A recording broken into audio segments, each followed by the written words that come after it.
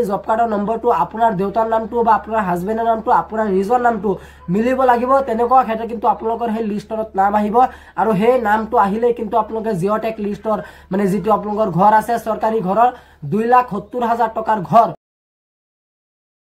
নমস্কাৰ বন্ধুসকল, আজি আপোনালোকৰ বাবে মই লৈ আহিছো এখন নতুন ভিডিঅ'। এই ভিডিঅ'টোৰ জৰিয়তে মই আপোনালোকক জনাই দিম যে ষ্টেপ বাই ষ্টেপ মই সকলোবিলাক কথা আপোনালোকক জনাই দিম যে ইমান দিনৰ পৰা জিঅ'টেক ঘৰৰ কাৰণে আপোনালোকৰ এপ্লাই চলি আছে বা আপোনালোকৰ যিসকলৰ জিঅ'টেক লিষ্টত নাম আহিছে সেইসকলৰ কিন্তু আপোনালোকৰ প্ৰথম মানে যিটো আপোনালোকৰ লিষ্ট আছে লিষ্টত যদি আপোনালোকৰ নাম আহিছে তেন্তে আপোনালোকে এইকেইদিন ভেৰিফাই কৰিছে। গতিকে 22 অক্টোবৰ তাৰিখৰ পৰা কিন্তু আপোনালোকৰ সকলোৰে ম্যাদ উকলি গৈছে, অৰ্থাৎ ডেটটো শেষ হৈ গৈছে, তাৰিখ শেষ হৈ গৈছে আৰু এতিয়াৰ পৰা আপোনালোকে কৰিব নোৱাৰিব জিঅ'টেক ভেৰিফাই, আপোনালোকক একোৱে কৰিব নোৱাৰিব। গতিকে আপোনালোকক মই আজি দেখুৱাই দিম যে আপোনালোকৰ যিটো সেকেন্ড যিটো লিষ্ট আছিলে, অৰ্থাৎ আপোনালোকৰ জিঅ'টেক লিষ্টত যিসকলৰ নাম আহিছিলে সেইসকলক আপোনালোকক চৰকাৰে কৈছিলে যে ভেৰিফাই কৰিবলৈ, আৰু আপোনালোকে যিসকলে ভেৰিফাই কৰিছে সেই ভেৰিফাই লিষ্টত কিন্তু আপোনালোকৰ নামটো আহিব লাগিব। যদি আপোনালোকৰ ভেৰিফাই লিষ্টত নাম আহে তেন্তে কিন্তু আপোনালোকে জিঅ'টেক ঘৰ লাভ কৰা একেবাৰে সহজতে আপোনালোকে লাভ কৰিব পাৰিব।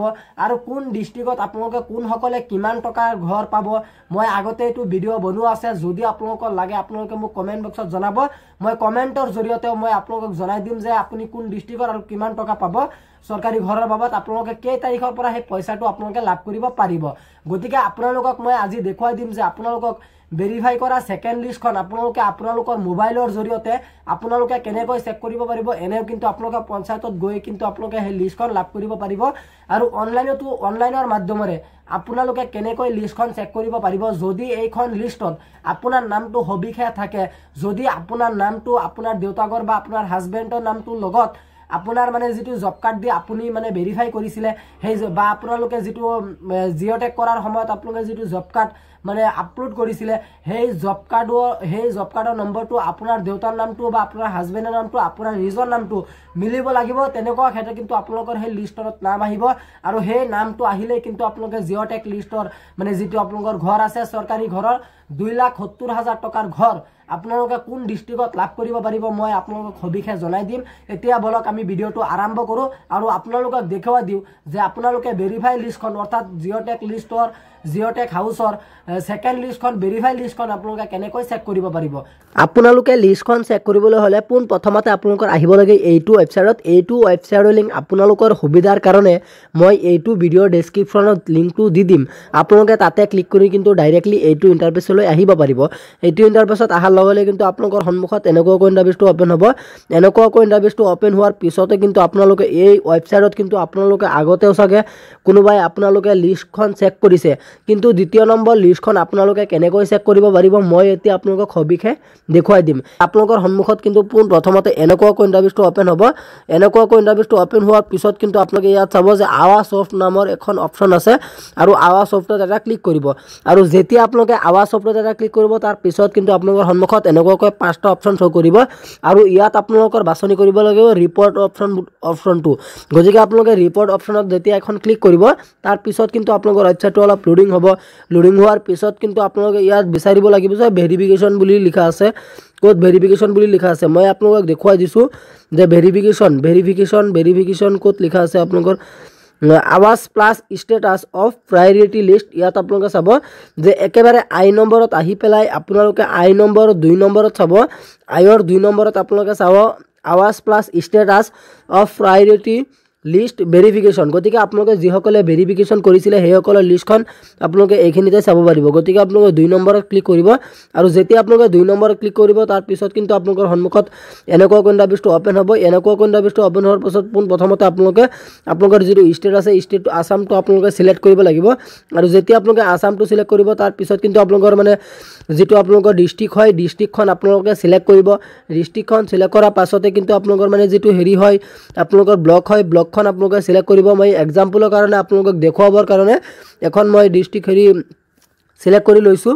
তাৰ পিছত কিন্তু আপোনালোকে তলফালে চাব যে আপোনালোকৰ মানে ডিষ্ট্ৰিক্টখন সিলেক্ট কৰাৰ পাছতে কিন্তু আপোনালোকৰ মানে যিটো হেৰি আছে ব্লকখন আছে, ব্লকখন আপোনালোকে সিলেক্ট কৰিব। সিলেক্ট কৰাৰ পাছতে কিন্তু আপোনালোকে তলফালে চাব ইয়াত কিন্তু আপোনালোকৰ ছাবমিট বুলি লিখা থাকিব আৰু আপোনালোকে চিম্পলি ছাবমিটত এটা ক্লিক কৰিব। আৰু যেতিয়া আপোনালোকে ছাবমিটত এটা ক্লিক কৰিব তাৰ পিছত কিন্তু আপোনালোকৰ সন্মুখত এনেকুৱা ইণ্টাৰফেচটো অপেন হ'ব আৰু আপোনালোকে ইয়াত গোটেইখিনি আপোনালোকে লিষ্টখন চেক কৰিব পাৰিব যে ইয়াত কিমানজন মানুহৰ নাম আহিছে বা কিমানজন মানুহৰ নামটো আপোনালোকৰ অহা নাই বা কোনে কোনে এই ঘৰখন আপোনালোকে লাভ কৰিব পাৰিব বা কোন হেৰিৰ মানুহ হয় বা কোন জিপিৰ মানুহ হয় আপোনালোকৰ সেইখিনি গোটেইখিনি কিন্তু ইয়াত দেখুওৱা হ'ব। আৰু আপোনালোকৰ মানে যিটো হেৰি থাকিব গাঁও থাকিব, এই গাঁওখন কিন্তু আপোনালোকৰ সন্মুখত এনেকুৱাকৈ শ্ব' কৰিব আৰু বা আপোনালোকৰ পঞ্চায়তৰ নামখন এনেকুৱাকৈ শ্ব' কৰিব। আৰু আপোনালোকে পঞ্চায়তৰ চিধা আপোনালোকে চাব পাৰিব যে অমুক পঞ্চায়তত কিমান আপোনালোকৰ হেৰি হৈছে বা কিমানজনৰ আপোনালোকৰ ভেৰিফিকেশ্যন হৈছে, আপোনালোকে ইয়াত চাব পাৰিব কিমানজনৰটো ভেৰিফিকেশ্যন হৈছে বা কিমানজনৰটো হেৰি হৈছে, মিনৰিটি কিমানজন হৈছে, ST কিমান, SC কিমান, আপোনালোকে গোটেইখিনি তথ্যটো আপোনালোকে এইখিনি জেগাত পাব। আৰু আপোনালোকৰ এইটোৱে মানে আপোনালোকৰ আছিলে ছেকেণ্ড লিষ্ট। এই ছেকেণ্ড লিষ্টটো কিন্তু আপোনালোকৰ পঞ্চায়ত বাই পঞ্চায়ত আপোনালোকৰ লিষ্টখন ওলোৱা নাই। যেতিয়া নেকি পঞ্চায়ত বাই পঞ্চায়ত লিষ্টখন ওলাব তেতিয়া কিন্তু মই আপোনালোকক ভিডিঅ' এটা বনাই দেখুৱাই দিম। গতিকে আজিৰ এই ভিডিঅ'টো অলপ বেছি দীঘল হৈ গৈ আছে, গতিকে ভিডিঅ'টো দীঘল হোৱাৰ কাৰণে মই আপোনালোকক ইমানখিনি বাকীখিনি মই আপোনালোকক ক'ব পৰা নাই।